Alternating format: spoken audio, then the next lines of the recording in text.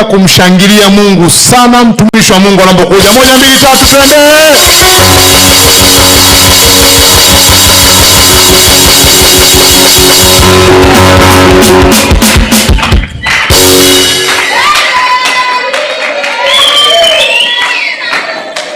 Nilikuwa nakuweka tayari kwa ajili ya kufikia matamanio hayo ya kutembea katika Roho na kutenda katika Roho na kuongozwa na Roho.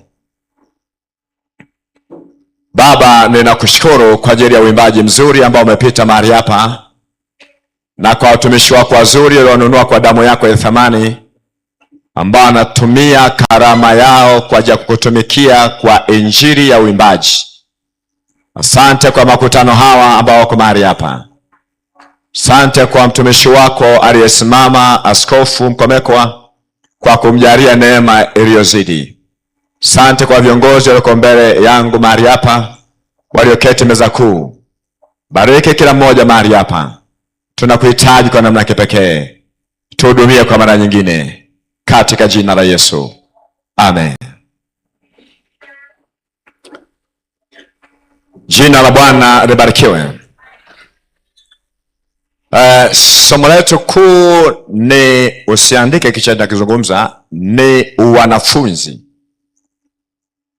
Na uko mahali hapa kufanyika mwanafunzi. Tunafahamu mwanafunzi kuanzia awali mpaka chuo kikuu ni mwanafunzi. Tutakuja kwa Yesu pia ni mwanafunzi. Sasa mwanafunzi huyu yeye ni mwanafunzi mfuasi. Tunataka wafuasi. Bwana Yesu asifiwe. Tunataka ufanyike mfuasi wa Kristo. Na nazungumza kipengele kile cha kuwaleta watu kwa Yesu ambao ni jana nilikuwa nazungumza. Lakini leo nitazungumza aina za injili na namna ya kuwaleta watu kwa Yesu.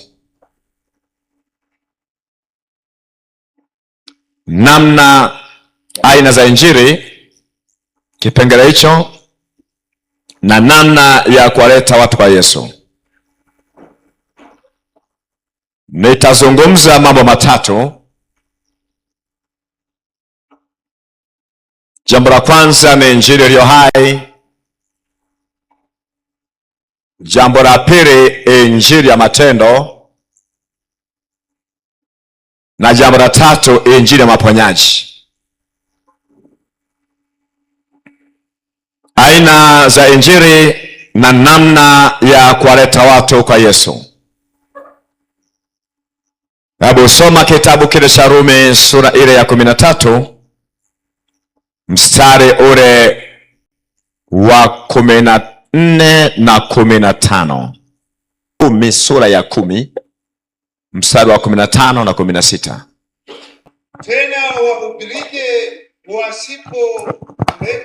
Tena wahubirije pasipopelekwa?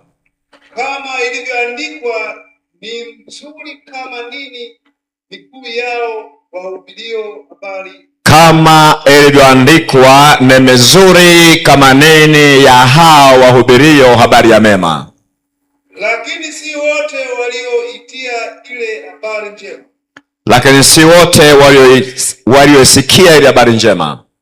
Kwa maana Isaya asema. Amina. Hebu isha tu hapo. Jina la Bwana libarikiwe. Nataka nizungumze juu ya utamu wa injili na uzuri wa injili, ile ambayo tunahitaji kama wanafunzi wa Yesu. Tunahitaji kama nyenzo kuwaleta watu kwa Yesu. Biblia inasema, wataaminije pasipo mhubiri? Watahubirije wasipopelekwa? Na ni mizuri kama nini miguu ya hao wahubirio habari ya mema. Manake mtu yoyote aliyebeba habari njema, miguu yake ni mizuri kama nini. Miguu ya mhubiri wa injili yoyote imebeba baraka, uponyaji, uzima, uweza, nguvu. Yaani kila kiingia mahali, yeye anaachilia amani. Ni mtu ambaye dunia inamhitaji sana. Ni mtu ambaye ulimwengu unatamani sana kuwa naye. Kinywa chake, ongea yake, tazama yake, vaa yake inaleta ladha. Ni mtu mwenye kionjo. Ni mtu ambaye anaaminiwa na kutumainiwa kwamba kwake hakuna jambo baya. Na ndio maana mara zote unaposema nimeokoka, afu baadaye watu wanaona kitu kiovu ndani yako, wanajiuliza kwamba na wewe uliokoka unafanya mambo kama haya, kwa sababu hawakutegemea kitu kibaya kwako, wanategemea kitu chema. Kuna watu wanamhitaji Mungu, ila wanamhitaji mtu ili wapokee Mungu, kwa Mungu ni moto wao. Lakini mwana wa Injili, yeye anambeba Mungu wa dunia yote. Kwa hiyo yeye anapunguza ule moto uchomao ulao, anakwenda kutoa tafsiri ya Mungu aliye hai, namna gani ya kumwishia, namna gani ya kumwelekea. Haleluya, haleluya. Jambo la kwanza, tunapozungumza aina ya injili, ni injili ambayo inabeba na mwinjili hahitaji kitu kingine chochote. Yeye anabeba neno la uzima, anaondoka na neno la uzima kwa imani, neno la matumaini, neno ambalo linaleta maponyaji na limejaa msukumo. Kwanza alisikia moto. Nisomea kitabu kile cha Rumi, utasoma kwa sauti yako kwa kawaida. Rumi sura ile ya kwanza mstari wa 16 na 17. Mwinjili huyu kwanza yeye mwenyewe ameponywa na injili hii.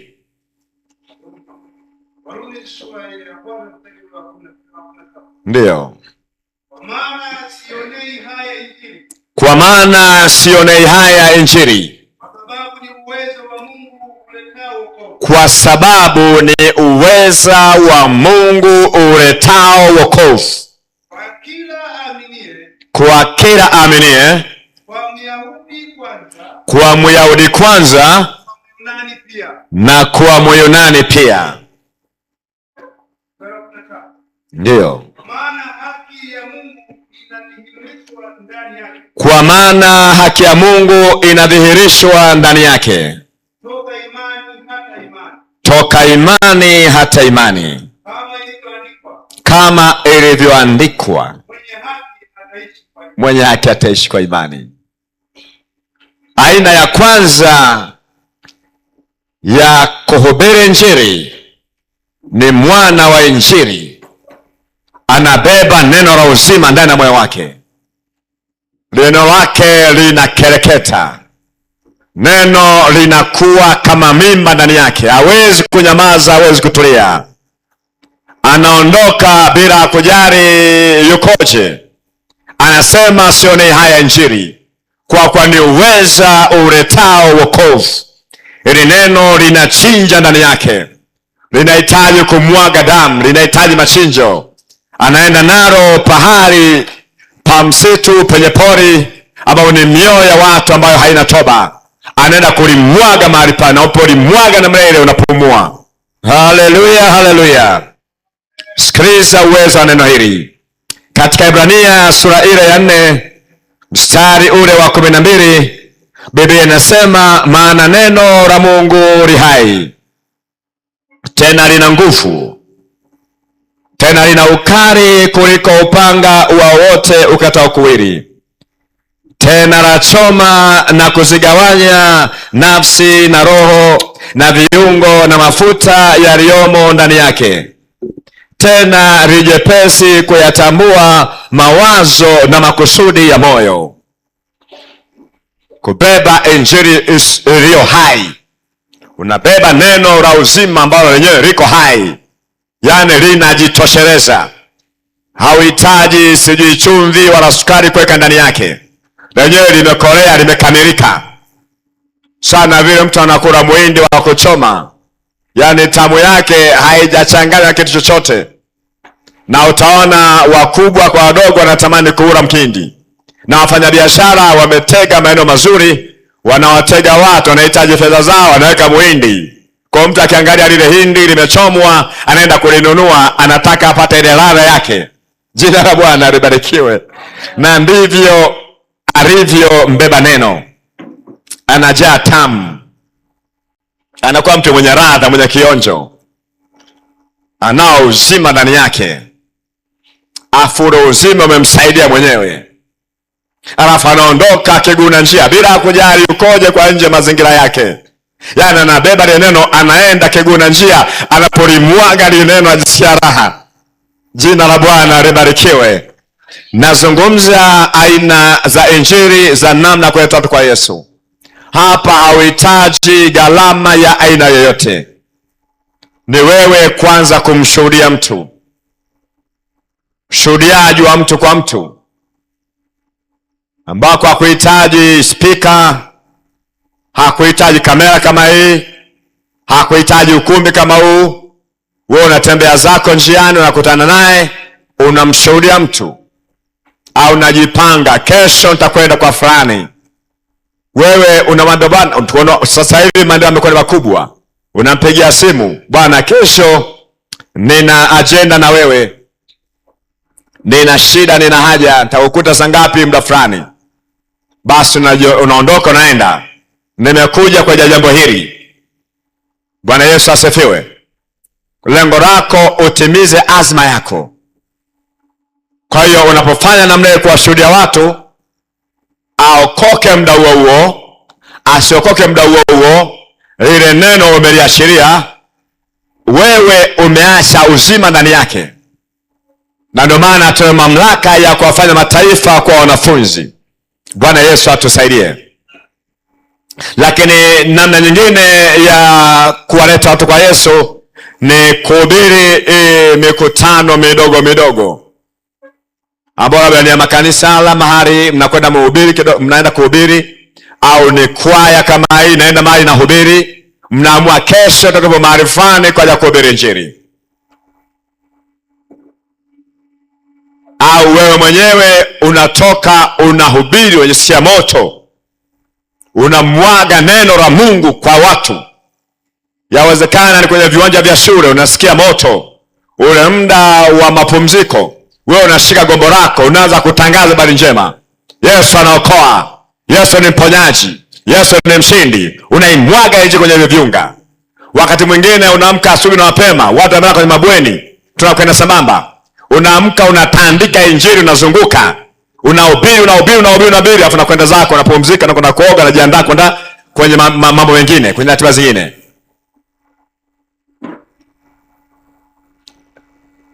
Na zungumza kuleta aina za injili na namna ya kuwaleta watu kwa Yesu. Ndio ile nyingine, unaona ile mikutano mikubwa inafanyika ya gharama. Bwana Yesu asifiwe. Na kuna mahali pengine unaenda njia panda, sokoni, magerezani, wapi. Zote hizo Mungu atainua watu tofauti mahali hapa. Misibani unaenda, unakuta kwenye msiba ule wakati mwingine hakuna mhubiri yoyote, kwa sababu yule mtu aliondoka ni mwenye dhambi, na unasikia moto kuhubiri makutano yale. Na mahali pale ni mahali sahihi. Unaweza kawaomba wafiwa, hivi kuna mhubiri mahali hapa? Hatuna. Basi naomba niwaandalie mtu wa kuhubiri. Tunashukuru, tafutie. Haina shida, nitasema mwenyewe. Bwana asifiwe. Kwa hiyo unaangalia maeneo wakati muhimu kabla hamjakwenda makaburini, unaitwa mhubiri. Unahubiri injili, neno lako pale, unalimwaga neno lako. Ni makaburini kule, unalimwaga neno lako, shamwaga neno lako, na azikeni sasa. Unapiga neno lako, alafu naombea na wafiwa wale. Bwana watie nguvu wafiwa hawa, uwajaze, uwasaidie, watetee. Hawawezi kipindi hiki. Neno hili nimelimwaga mahali hapa, likaleta matokeo kwa watu hawa, likazaa matokeo. Alafu unasema zikeni. tunakwenda sambamba. Hiyo ni aina ya kwanza ya injili ambayo haina gharama yoyote. Ndio ile ambayo utaona mtu anaweka mkutano au mtu anaenda kwenye mti anapiga makofi, yuko yeye na mke wake, baadaye kesa inaanza na wale watu wanaanza kujenga kanisa. Ni aina ya injili ambayo haina gharama yoyote, na ndio injili ya kimsingi zaidi. Wanafunzi, unaleta wanafunzi wenzako. Wanasande, unaleta wanasande wenzako. Watu wazima wenzako. Kila mmoja eneo lake analeta watumishi, analeta watu kwa Yesu. Na kila watu anaelekea ni kazini huko, kuna waleta watu kwa Yesu. Mungu amekujalia neema, una gari, pengine ndio dereva mwenyewe. Tunaomba mtu mmoja aombe mahali hapa. Kabla hajaruhusu mtu mmoja aombe, na jamani, tunamtegemea Mungu katika safari yetu. Tunamhitaji Mungu ashikae maisha ya wanadamu, ndio anayetusafirisha. Maneno machache unaozungumza ya utangulizi yanakwenda kwenye mioyo ya watu, matumaini yanainuka, wanaanza kumwelekea Mungu, unafanya maombi, safari inaendelea. Haleluya, haleluya. Na aina nyingine nilizungumza jana ni ile kufanya maombezi, ni uinjilisti kwa njia ya maombezi. Sasa hii inategemea sana maongozi ya Roho. Nakumbuka kwenye kitabu cha Matendo ya Mitume sura 8, Filipo anaongozwa kumwelekea towashi mmoja wa Kushi, kwamba nenda mfuate huyu. Akamfuata, akaanza kuambatana naye, akakuta anasoma chuo cha nabii Isaya. Anamuuliza, unaelewa? Sema, taelewaje pasi mtu kunitambulisha? Akaanza, alipokuwa anasoma akaendelea kumfafanulia, akaanza kumweleza habari njema za Bwana Yesu. Anamweleza alifanya nini na imekuwaje. Akafika mpaka anasema mabatizo, ameshamweleza.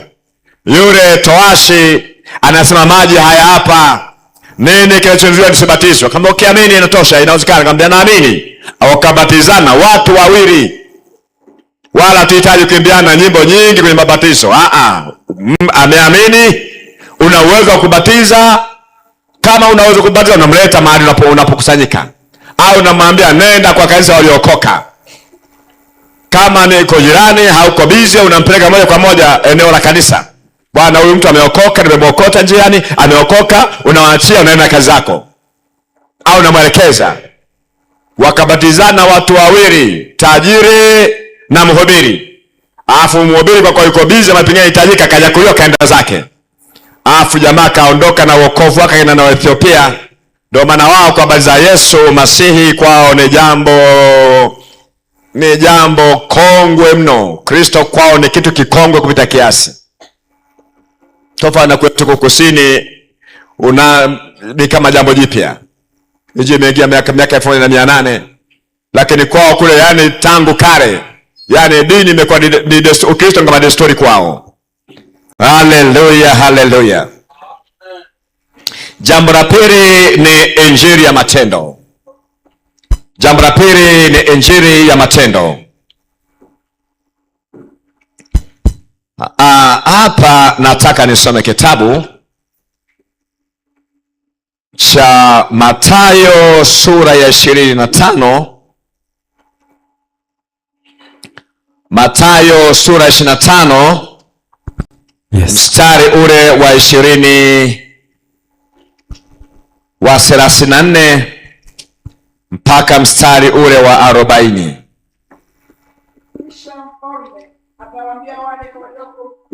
Kisha mfalme atawaambia wale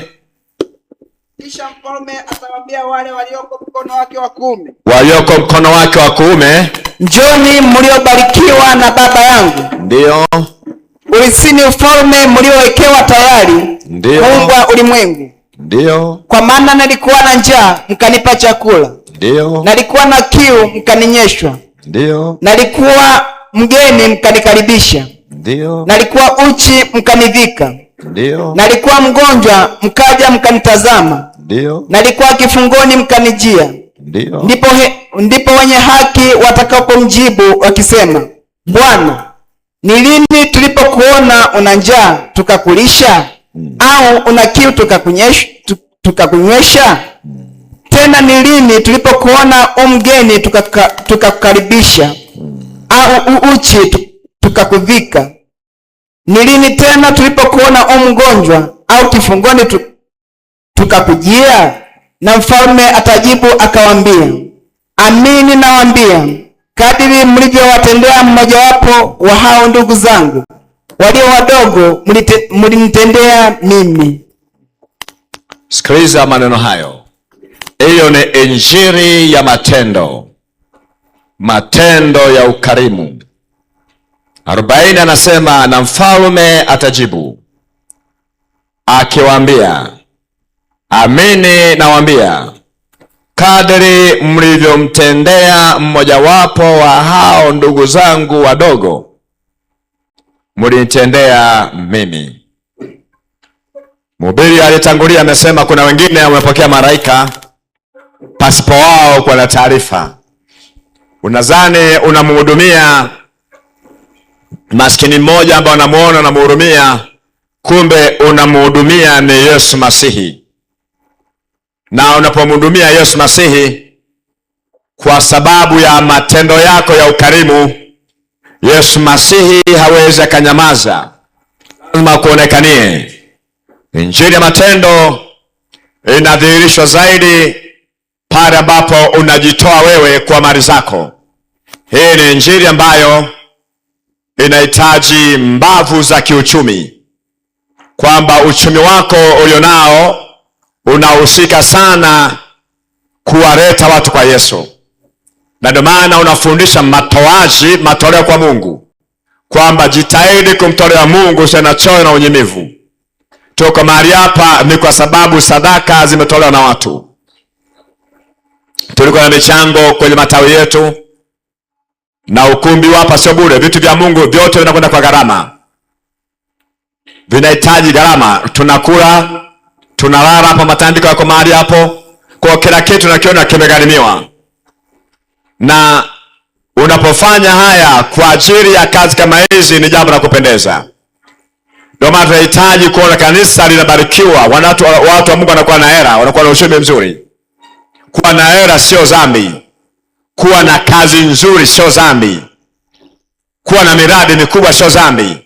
Kwa hiyo tunahitaji kuinua mabilionea ndani ya kanisa, ambao wakati mwingine mkutano kama huu, kongamano kama hili, mwaka kesho mratibu anasema, jamani, nasimama hapa, ni sadaka ya mtu mmoja ndio amegharimia kongamano hili. Na inawezekana kufanyika mambo kama haya, au watu watatu wamegharimia kongamano hili. Mmoja kalipa ukumbi, mwingine gharama zote za vyombo, mwingine vyakula vyote, mwingine kusafirisha wahubiri. Na inawezekana tunapokuwa na nia yenye kupania ndani ya moyo wetu. Na tunahitaji kuona watoto wetu, ninyi ambao mnamtumikia Mungu leo, mnahitaji kuziangalia changamoto hizo ndani ya kanisa, kwamba kuna mapungufu gani ndani ya kanisa, nini kimepungua, tunakwama wapi? Na tuna Mungu wa dunia yote, muumba mbingu na nchi, wapi tunakwama? Huyo Mungu wetu ni biashara. Tunamtumikia Mungu ambaye ni biashara, ni mfanya biashara, na hataki hasara. Anasema, kwa wewe talanta niliyokupatia ulizika kwenye leso, kwa kujua mimi ni mtu mgumu, navuna isipopanda na kusanya isipotawanya. Sasa hebu chukueni talanta hiyo, mnyang'anyeni, kampeni yule mwenye 10, nyang'anye na alionavyo vya kwake. Na ungelijua mimi na tabia hiyo, ungerudisha talanta yangu mapema, kabla muda tulikubaliana, ningewapa watu wao riba. Mungu ni mjasiriamali mzuri, hataki hasara. Anakuambia, kusanya haya makombo yaliyosalia, hii mikate, hii mikate 5 na samaki 2, wakakusanya makapu 12. Hataki hasara. Mungu wetu ni mfanya biashara. Tunahitaji kizazi cha waliokombolewa, watu waliokoka, wanafunzi wa Yesu. Wanaangalia huduma Yesu ilikwama wapi? Kwa nini huduma yetu inakwama? Kuna shida sehemu gani? Tunahitaji kuona mabili ndani ya kanisa. Tunahitaji kuona maafisa mbalimbali wanakwepo kwenye serikali yetu ya Tanzania. Na tunahitaji, tuna ndoto na matamanio haya. Tunataka kuona miongoni mwa wana Kasfeta Tayomi tunainua rais, tunainua wabunge, tunainua wakulima wakubwa, wafanya biashara wakubwa. Hatuhitaji vitu vinyonge vinyonge. Mungu wetu sio mnyonge mnyonge. Hatuwezi kuwa na Mungu mnyonge mnyonge. Injili ya matendo inahitaji mbavu za kiuchumi. Unafika wakati unajenga kanisa peke yako. Umeenda huko umesoma kupata kazi. Ile kazi Mungu anaubia nayo. Kwenye kazi ile Mungu anahitaji atukuzwe. Kwenye kazi ile Mungu anahitaji avune roho za watu. Kuna kazi zingine utakuwa bize, uwezi ukaenda hata kanisani. Yaani uko bize, ni kazi nyeti. Uko bize lakini fedha zako zinatumwa mahali. Unaenda mahali unakuta pana maeneo wazi. Kanisa lako halipo, wasema hapa nanunua kiwanja kwa ajili ya kanisa. Unakabidhi mchungaji wako, baba niko sehemu fulani, nimenunua uwanja kwa kanisa, unaandika jina la kanisa. Bwana asifiwe. Wakati mwingine unatunza kiwanja kwa ajili yako mwenyewe, utasikia kuingia kwenye huduma. Ndio yale unaona kanisa linajengwa, hakuna mshirika, kanisa linachipuka linasimama. Kwanza kuna kiwanja, baada ya miaka mitatu kanisa limesimama kubwa. Watu wanaanza kuja, jamani hii ni kanisa, mkutano unaitwa mahali pale. Hii ni kanisa nini? Fedha imemwagwa mahali pale.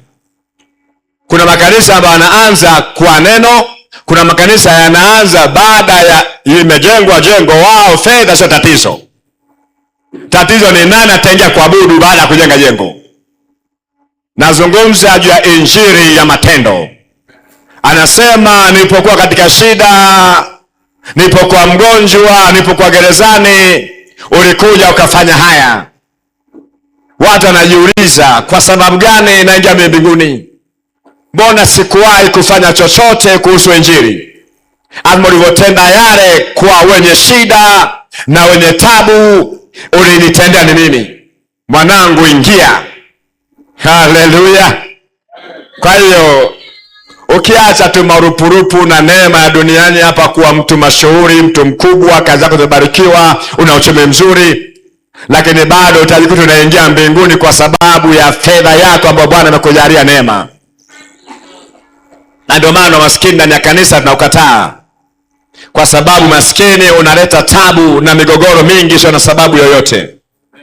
Mekaa kwenye familia yenu, kuna mahitaji ya fedha, pengine ni shilingi labda 200,000, 300,000. Mnaangalia tuko ngapi? Tuko 10. Mnawekenda michango, kila mmoja anatoa shilingi 20,000, aliye nacho na asiye nacho mnajisawisha sawa sawa. Alafu asiye nacho mnajua kwamba huyu hana, lazima amezidi naye, utafuta hela, kama kwendaje mnaanza kuzondoana. Yale mambo ya kimaskini tu yale. Lakini awepo mtu kwamba Mungu, hebu nisaidie. Mambo ya michango mimi ananikwaza haya. Kwenye familia yako Mungu akikujalia neema na uchumi mzuri, fanya zaidi. Ili wale ambao hawana wafanye kwa kadri walichonacho. Sio kujisawazisha nao. Bwana Yesu atusaidie. Kwa migogoro mingine kwenye familia, kwenye jamii ni kwa sababu ya umasikini tu. Wala shetani hayupo, ni masikini tu. Wala hawana migogoro mingi, migomo mingi. Mtu anasusa hata kumzika ndugu yake, asema mimi hakuja kunitembelea. Sasa alikuwa wapi ndugu yako? Wewe unavyofanya, usinde ubaya kwa wema. Mwana wa injili hana kisasi ndani ya moyo wake, kwa kuwa yeye amebarikiwa na tele.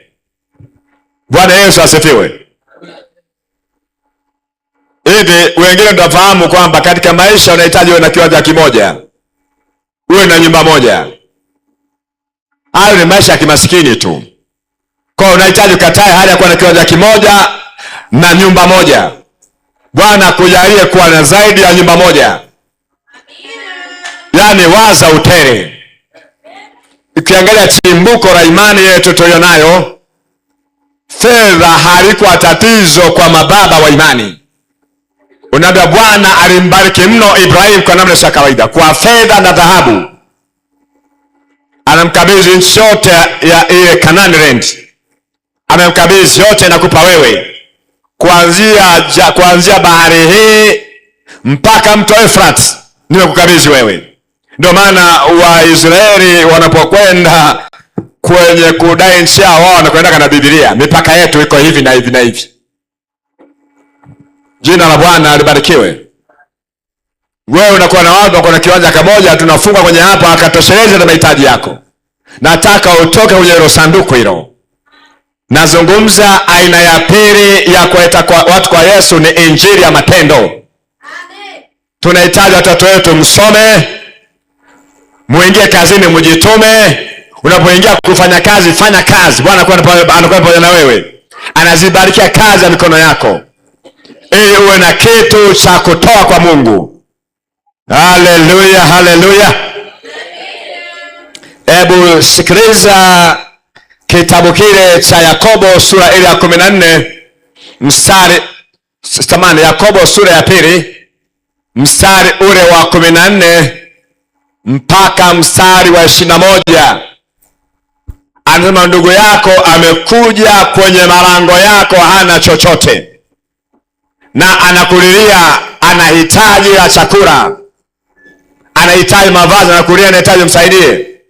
Unaambia Bwana mimi nitakuombea, amwambia nenda kaote moto. Ama sasa injili yako bila matendo inasimamaje? Tunakuamini na Mungu, ndio imani yako bila matendo inasimamaje? Tunakuamini na Mungu. Yule mtu amekuja mahali pale, pengine amjui Mungu hata mara moja, anajua kwako utapata msaada, unamuombea, unamweleza wema wa Mungu, afu unambarikia na vitu ambavyo unavihitaji. Alihitaji shilingi 50,000, kwa kuwa unavyotenda unampatia 50,000. Au unaona haitoshi 50,000 kwa shida yake, kwamba yeye unafikia 50,000 na kutosha. Bwana najua ndio hivyo hivyo, basi hebu chukua 100,000 hii hapa. Anarudi moyo wake umesuzika, moyo wake umefurahi. Umehubiri injili ya matendo. Ana shetani anaamini mpaka anatetemeka. Sisi tunahitaji kutetemesha dunia kwa kazi zetu, kwa mamlaka ya kiuchumi. Bwana Yesu atusaidie. Kuna kitu ambacho kinanikera sana ndani ya kanisa. Naona kuna umaskini mwingi tu. Tunahitaji kutokomeza hii roho. Hatuhitaji kuona watoto wa Mungu wanashindwa kupata kazi. Watoto wa Mungu wawe na kazi. Tunahitaji kuona watu hapa, yani mkienda uko serikalini, akasimama na Mungu simdondoshe. Yani huko nako Mungu anahitaji. Ndio maana Kornelio alienda na huyu, hakumwacha. Wakina Danieli alienda naye, hawakumwacha. Yusufu anamdhihirisha Mungu wake kwamba Farao, Mungu wa mbinguni atakupa majawabu. Hautaificha taa yako. Iwashe taa yako kila pahali ambapo utakuwepo. Wewe ni mwana wa injili, ni mwanafunzi kindakindaki. Jina la Bwana libarikiwe. Haleluya, haleluya. Injili ya matendo.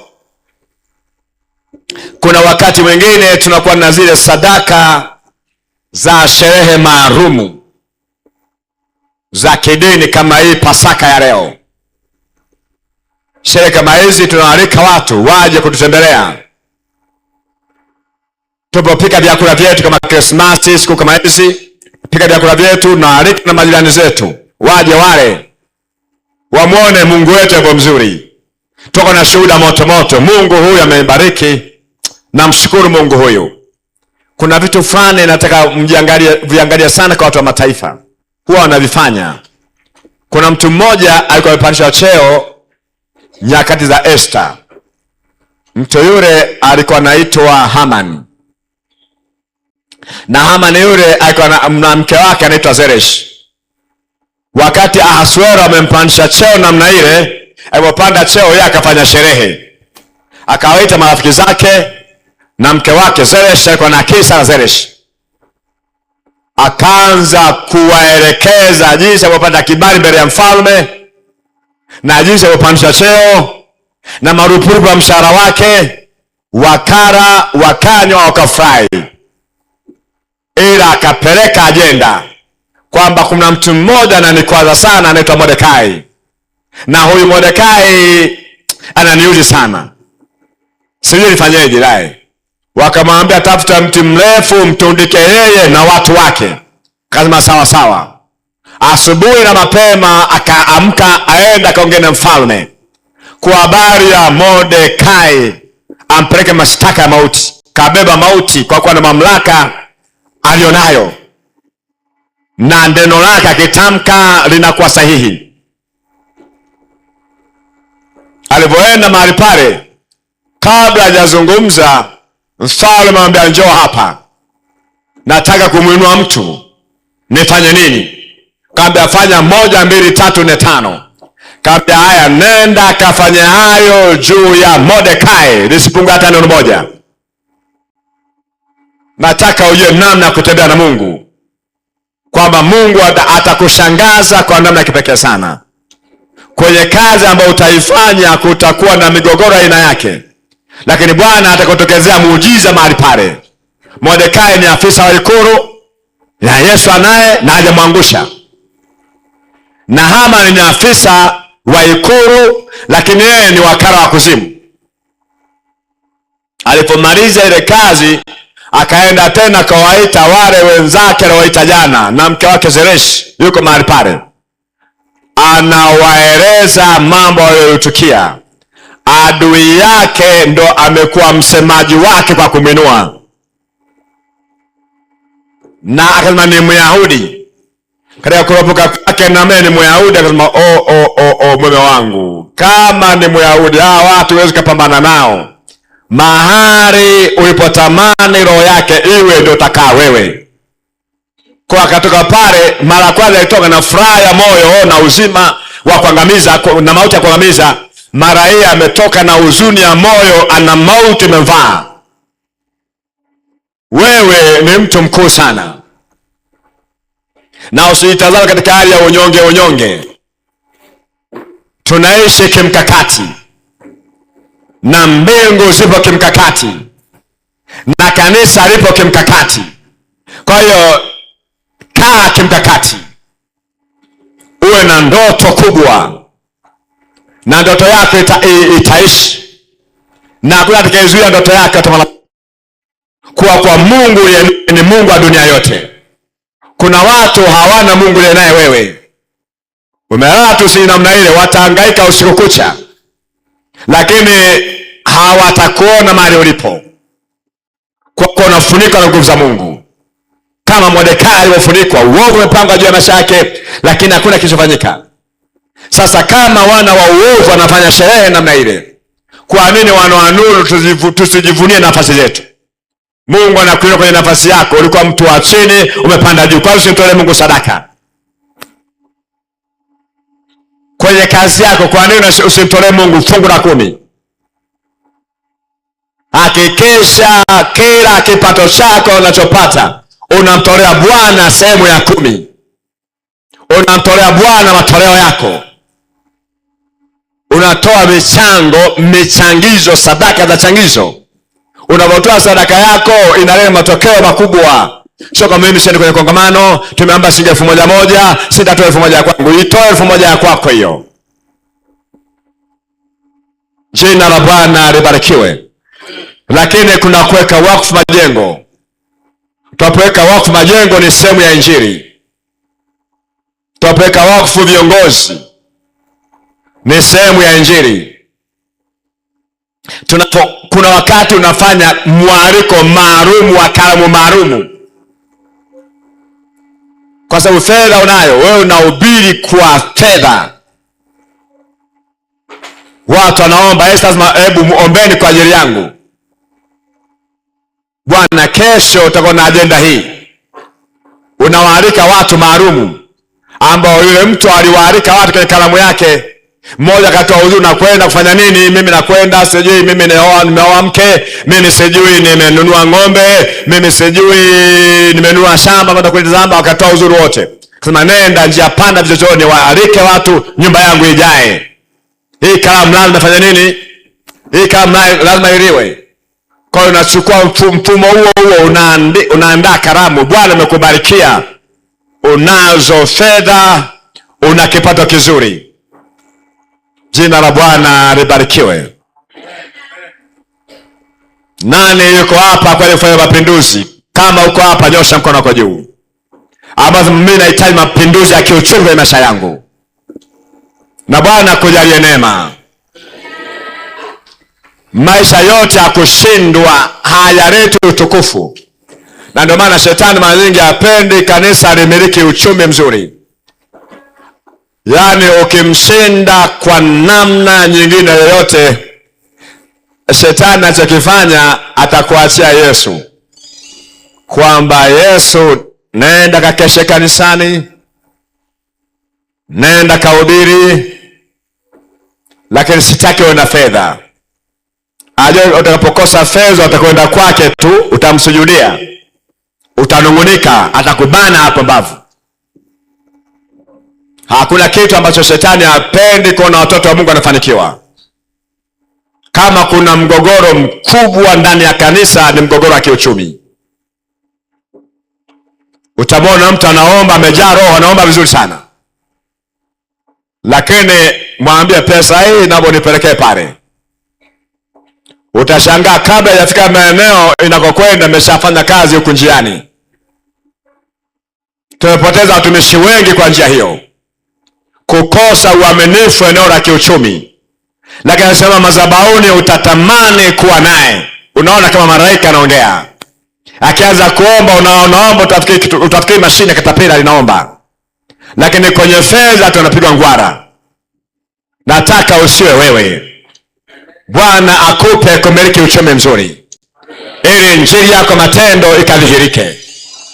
Bwana Yesu asifiwe. Tunayo ajenda maalumu sana, na ajenda tunayobeba ni ajenda ya kimbingu, ni ajenda ya kimapinduzi. Injili ya matendo ni injili ambayo inayo matokeo makubwa ya kuleta watu kwa Yesu, na watu wanajikuta wanaokoka mumo kwa mumo, wanajikuta wanamfuata Mungu wako. Haleluya. Kuna wakati mwingine unaweza kubeba neno kumpelekea mtu, lakini vile ulivyo unaanza kurudi nyuma ukimwangalia mtu mwenye jinsi alivyo. Lakini Bwana kizibarikia kazi zako za mikono. Kama ni mfanyabiashara mkubwa, wafanyabiashara wakubwa watakutana nao kule kwa wafanyabiashara. Kwenye vikao vyenu mtakuwa nao, mtabadilisha mawazo huko. Unamwona Mordekai ni afisa ikulu, wanakuana na afisa ikulu mwenzake, yaani injili inahubiriwa. Zereshi afanye kazi na Mordekai, yeye anajua mume wangu atafanya kazi na Mordekai. Anamwambia mume wake, maadamu umeamua kufitinika juu ya huyu, utakufa. Anayo injili hai kwamba watu wameokoka, utapambana nao. Mchawi wa aina yote anajua uliokoka ni moto wa kocha habari. Mchawi mpumbavu anajua kwa biashara atapambana na kanisa, kwamba mimi naweza, mbumbumbo yule. Lakini mchawi mwenye viwango anaelewa kwamba huu ni moto sio kawaida. Bwana Yesu akujalie neema. Haleluya, haleluya. Hebu kipengele cha pili ni mali ya kitabu cha Isaya 58 mstari ule wa 11 na 12. Unaweza kanisomea msomaji wangu hapo. Haleluya. Msomaji kapotea tena. 58 mstari 11 na 12. 11 na 12. Soma. Naye Bwana ataongoza daima, atashibisha nafsi yako mahali pasipokuwa na maji. Ndiyo. Na kuitia nguvu mifupa yako. Ndiyo. Nawe utakuwa kama bustani iliyotiwa maji, na kama chemchemi ambayo maji yake hayapungui. Ndiyo. Na watu wako watakapojenga mahali palipokuwa ukiwa, ndio utainua misingi ya vizazi vingine, ya vizazi vingi. Utainua misingi ya vizazi vingi. Nawe utaitwa mwenye kutengeneza mahali, nawe utaitwa mwana matengenezo wa mahali pako. Umemaliza? Mwenye kurejeza njia za kulia, mwenye kurejesha za kukalia, mahali pa kukalia. Kwa hiyo mbingu zinapomtazama mtu aliyekombolewa zinamtazama kama mwana mapinduzi, mwana marejesho. Kwa hiyo tunaona kanisa la mahali linaweza likajengwa kwa sababu ya uchumi ulio mzuri wa mtu. Kanisa linasimama, watu wanaingia, wanamtumikia Mungu, umelipa gharama wewe. Kuna tajiri mmoja na mhifadhi kwa jina lake ni marehemu, katika mji wangu wa Tunduma miaka mingi iliyopita. Mungu alisema naye moja kwa moja kwamba wewe umemwaga damu za watu wengi sana, dhambi yako sitakusamehe, kufa utakufa, lakini nakupa sharti moja tu ili nikusamehe. Nunua jengo kubwa hapa mjini, uwakabidhi watumishi wangu iwe nyumba ya kuabudia. Ukifanya hilo nitakusamehe. Ndio yale maongozi ya Roho Mtakatifu alikuwa anazungumza mhubiri hapa. Sasa huyu ni mwenye dhambi zimefurika, na kizuri zaidi ni kwamba mke wake alikuwa ameokoka. Anamwambia mke wake, Mungu ameniambia ninunue jengo hapa mjini, niwakabidhi watumishi wa Mungu liwe kanisa. Mwanamama baada ya kumsaidia, yeye akaingia kwenye ule ugumu wa mali. Ndio kwanza ameanza kuwa na jina katika mji. Mama akajisikia vibaya. Sasa likai nauza jengo moja la Wahindi, msikiti wa Wahindi. Kipindi kile kwa Karurushi, ule msikiti kwa nauzwa. Ndio nataka ninunue jengo hilo, sikani bei mbaya. Sasa sijui kimekwendaje, basi utafute mahali pengine. Mama akamkwaza, ikapita. Ulipita mwaka mmoja, Bwana akamtokea, wewe siku zako za kuishi zimeisha, umemwaga damu za watu wengi, kwa dhambi yako hiyo utakufa. Na kushauri nunua, Mungu anamwambia nunua jengo hapa katikati ya mji, nitakufariji kwa njia, lakini vinginevyo unakufa. Sasa anapopata taarifa kama hizo, mwezi uliopita ule msikiti kamnunulia na tajiri mwingine, akanunua ule msikiti, ikawa ni jengo la mtu. Alinunua mnyaha mmoja hivi, likanunua ika jengo la mtu. Basi ile jengo lile akaanza kutafuta katikati ya mji. Sasa mama tena anamwambia, bwana, sasa kama ndio hivyo, hapa nyumba zimepanda. Na kweli muda ule nyumba zikapanda sana bei. Kaambia bwana, sasa tununua nyumba bei kali, basi tuangalie kule ng'ambo, tazama wanakoa viwanja kule. Ukanunua upande wa kule. Yaani baada ya miezi miwili akaanza kuumwa, akawa amefariki. Biashara ikaisha mali hapo. Nazungumza hii sadaka, hii injili ya matendo, kwamba kuna mambo unayofanya usijue. Kwa unapojenga kanisa, unatoa sadaka zako, unatoa fedha yako kwa ajili ya kazi, kwa ajili ya wahitaji, kwa ajili ya shida na namna zote mbalimbali, ni kwamba pale unahubiri pamoja na wanaohubiri wanaokwenda ambao hawana mhubiri akwenda. Kwa kuna watu watakuja kwenye kanisa lile, watakoka mahali pale, watapiga uponyaji mahali pale. Ni kwa sababu kuna mtu mmoja alitoa sadaka ya majenzi, kazi imesimama. Kwa tunaona kanisa hili limesimama, mtu mmoja ameondoka, hana kitu chochote, amebeba neno, anakwenda kufungua kanisa linasimama. Na mwingine huyu anajenga kanisa kwa injili yake, kwa fedha yake. Jina la Bwana libarikiwe. Sasa haya ndio tunazungumza mambo ya kimkakati, kwamba lazima kama mwana wa injili, mwanafunzi aliye hai, fuasi wa Yesu aliyeponywa, anahitaji kutambua kwamba anahitaji kuwaleta watu kwa Yesu, na anahitaji nisimame nihubiri injili kwa namna mbalimbali. Aina ya tatu ya kuhubiri Injili ni Injili ya maponyaji, miujiza, ishara na maajabu.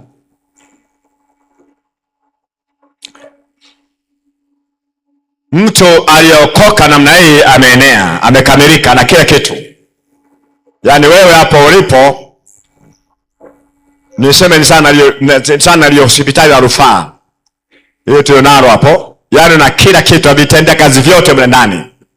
Yaani unatembea wewe una uzima tele, na ndio maana unahitaji ugae uzima tele kwa watu wengine. Jina la Bwana libarikiwe. Na kuna makanisa ambayo yanaanzishwa kwa mfumo huo. Makanisa haya, nitoe kanisa mmoja wapo, na mtumishi wa Mungu Mwalimu Kibona anafundisha somo la maombi mahali hapa. Yeye kanisa lake limeanza kwa mfumo wa maombi. Ni mchungaji wa kanisa. Limeanza kwa mfumo wa maombi. Walikuwa wanaenda anakutanika waombaji, wanaomba Mungu anatenda miujiza. Wanaomba anatenda miujiza. Wanaomba anakusanyika, wanaomba wameanza tu. Wameanza. Tutamwambia aeleze alianzaje. Bwana Yesu asifiwe. Wameanza tu, wanaomba, anafanya maombi. Watu hawaendi tena kule, wanatamani akae mahali pale. Wanakaa mahali pale, wamekaa mahali pale. Baadaye wakapata ufunuo wajenge nyumba maombi. Wakajenga nyumba maombi. Leo hii ni mchungaji wa kanisa la mahali au linaitika mahali. Jina la Bwana libarikiwe. Kwa hiyo tunakuta injili ya maponyaji imeleta kusanyiko la waombaji. Na kazi yake anaita kusanyiko la waombaji. Kwa hiyo imeleta kusanyiko la waombaji waliokombolewa. Wametoka dhambini, wamekuja nyumbani mwa Mungu, wanamtumikia Mungu, wanahubiri injili, wanafunga makanisa mengine. Bwana Yesu atusaidie.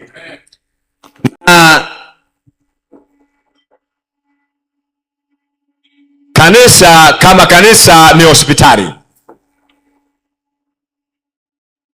Na makanisa yetu kwa ni hospitali yana mambo mengi ya kushangaza. Tunapotumika namna ile, watu wanakuja kuhitaji maombi mahali pale. Watu wanaombewa usiku na mchana. Bila kuja ni ndani ya kanisa au nje ya kanisa. Hatuna mipaka kwa mpaka huyo ukae madhabahuni. Hata huko tunakufuata unapohitaji msaada. Kwa hiyo nakuta kazi ya maponyaji inatosha kuleta watu kwa Yesu. Lakini kwenye kitabu kile cha Marko sura ya 10 mstari ule wa 30 anasema atakayeacha injili, atakayeacha baba na mama na mke na watoto na nyumba na mali ya injili, atapata vyote, atapata mara 100 duniani hapa, kwa sababu amenifuata mimi pamoja na udhia. Udhia ni masumbufu katika nyumba ya Mungu. Unapokuwa mwanafunzi wa Yesu, yale mapungufu ambayo nayaona kama changamoto za kawaida yasikupunguzie uwezo wa nguvu ya Mungu ndani yako, kwamba kama mimi mtumishi wa Mungu hii imenipata. Hayo ni matokeo katika shamba la Mungu, na ndiyo sifa ya mwanafunzi wa Yesu, namna kukabiliana na matata na migogoro mizito. Ndio maombi unapoyainua sasa, naomba kwenye changamoto hiyo changamoto inaondoka. Unamwona Mungu anayetenda maajabu, ishara na miujiza, kwa kuwa umebeba maponyaji yako ndani yako. Ni hali gani unaipitia? Nimemsikia mama mchungaji hapa anasema kuna watu wanasikia wanatamani kuacha shule. Unapokuwa na ile hali ya kuacha shule, hiyo tayari ni changamoto, ni tatizo, ni ugonjwa. Unahitaji msaada kwa Bwana, nisaidie. Unamuona mchungaji wako moja kwa moja. Ni shule, unamuona mchungaji wako, mwalimu mlezi moja kwa moja. Ni mahali hapa unakuja moja kwa moja, nahitaji msaada, nisia kuacha shule. Maka hiyo ni roho ya masikini inakujatia ndani ili kuvuja maisha yako. Bwana Yesu asaidie. Tunaishi kimkakati. Kwa hiyo mambo mengi yanapokutokea yasikutatize wala hayatampunguza Mungu wako, kwamba Mungu wako yukoje. Jina la Bwana libarikiwe. Hebu nisome kitabu hiki cha Luka sura ya 7. Luka sura ya 7 mstari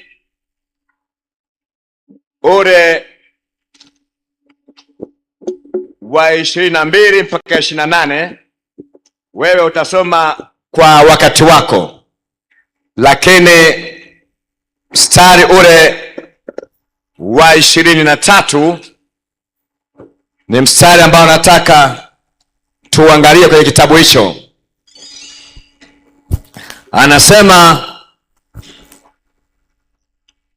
22-23, anasema ndipo alipojibu akawaambia, nendeni mkamweleze Yohana hayo mlioyaona na kuyasikia: vipofu wanapata kuona, viwete wanatembea, wenye ukoma wanatakasika, viziwi wanasikia, wafu wanafufuliwa, maskini wanahubiriwa habari njema, na heri mtu yule yeyote asiyechukizwa nami. Kuna maswali mengi ambayo wanakumbana nayo wanafunzi wa Yesu. Mwanafunzi wa Yesu Yohana anasema, niliwahi kutabiri habari za mtu huyu kwamba atafanya haya na haya na asistahili kubatiza. Niko gerezani, hajakuja hata kuniona. Inakuwaje hivi? Ni yeye siye? Akatuma wanafunzi wake, nendeni mkamuulize kwa habari nasikia mnaoniambia ninyi, kwamba wewe ndiye au tumtazame mwingine. Jamaa katika hali ya shida na tabu. Hayo ndio mambo ambayo wanafunzi wakati fulani wanayapitia, na wewe utakapoyapitia hayampunguzi Mungu, kwamba Mungu hayupo na wewe. Mungu yu nawe. Bwana Yesu asifiwe. Nazungumza na mwanafunzi mmoja ambaye yuko hapa, ambaye wakati mwingine yupo tu anakwenda kwenye ibada za kaseta kama vile anajilazimisha. Hapana, hebu uwe na shauku ndani ya moyo wako kwamba Mungu wangu ni Mungu mwenye nguvu zote. Yesu alipoletea wajumbe wale, wanamwambia, tumetumwa na Yohana Mbatizaji huko gerezani, tumekuambia mara kadhaa, amesema uliza hivi, wewe ndiwe Kristo au yuko mwingine ajaye? Akawaambia, ketini hapa. Hakuwapa jibu, ketini hapa. Wakaketi mahali pale. Viwete wanakuja na ponya, viziwi wanainuka, maskini wanahubiri habari njema, wafu wanafufuliwa. Tunakwenda sambamba. Alma haya, nendeni mkamweleze. Kamwambia Yohana, viwete wanatembea, viziwi wanasikia, vipofu wanaona, maskini wanahubiri habari njema. Hizi habari za kuhubiri wewe, Yesu anasikia raha sana kwa maskini wanahubiri habari njema. Nenda mkamweleze aliyefadhaishwa. Haleluya. Jina la Bwana libarikiwe. Nenda mkamweleze aliyefadhaishwa. Na akaenda akaelezwa. Lakini ninasema jambo moja na wewe, kwamba namwambia mtu njoo, haijashi kanisa lile limeanza kimaponyaji, limesimama, au ni kwa njia ya injili matendo limesimama, au ni kwa neno likaenda mtakahubiri neno likasimama. Unamwambia mtu njoo nyumbani mwa Mungu, anapokuja namna ile, anapoyaona matendo makuu ya Mungu, anasema hapa pana Mungu. Anachukua maamuzi wakati huo wa kwenda na Mungu. Haleluya, haleluya. Leo tunamzungumza Kristo Masihi, ambaye sisi ni wanafunzi wake. Na huyo Yesu Masihi alipitia njia ya msalaba. Unapoingia Yerusalemu, kuna ile njia ya mateso ambayo Yesu alipita, inaitwa Via Dolorosa. Unapopita kwenye njia ile hatua kwa hatua mpaka na kwenda Kalvari, kwenda kutoa roho yake, haikuwa kazi nyepesi, ilikuwa ni kazi nzito. Majira kama haya tayari hati imeshatolewa, ndo anaenda kusulubishwa. Kama saa 6 imefika, ndo yuko msalabani. Saa 7:08 sasa yuko msalabani, amepigiliwa na anatamka maneno 7 ya uumbaji. Neno la kwanza, la pili, la tatu. Unaambiwa majira ya saa 6 mpaka saa 9 mpaka kiza kinene, hapana mawasiliano. Biblia inasema alikuwa na giza zito. Manake Mungu alikuwa ameupa ulimwengu kisogo, ndio lile giza. Yesu amevaa mwili wa dhambi, kachukua mwili wa kwangu na mwili wa kwako, kaenda kusulubishwa pale msalabani, akiwa amevaa taji ya miba, kapitia njia ngumu ya mateso. Haleluya, haleluya. Na sisi ni wanafunzi wake, tunahitaji kuipitia njia namna hiyo. Hatutapita mateso kama yale. Sisi ni ziki ndogo ndogo na shida ndogo ndogo, lakini haziondoi uwezo wa Mungu tuwe naye. Yeye Mungu amekuwa ni Mungu na anatenda miujiza. Majira ya saa 9 kukangaza, akaitoa roho yake kwamba Baba, pokea roho yangu, mikononi mwako naiweka roho yangu. Lazima akaisalimu roho yake, afu pazia la hekalu likakatika, dunia ikatingishika, ikatetemeka, makaburi yakafunuka, miili mingi ya watakatifu ikainuka, wakauingia mji mtakatifu wa Yerusalemu, wakaonekania watu wao ambao ni ndugu zao kwa wameferiwa, wakaonekana na mjomba wake na shangazi na kadhalika. Mungu akuonekanie kwenye Pasaka hii.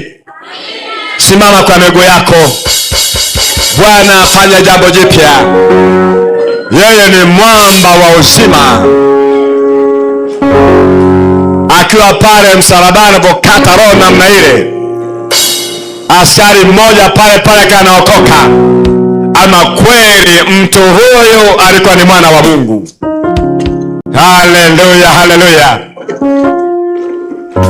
Mtu huyo kama mwana wa Mungu yuko msalabani, jambazi mwingine akaokoka. Ana Bwana, usiniache siku ya kiyama. Anamwambia leo hii utoka pamoja nami peponi. Yaani sisi tunahubiri Injili kila unapokwenda. Miguu yako ni mizuri kama nini.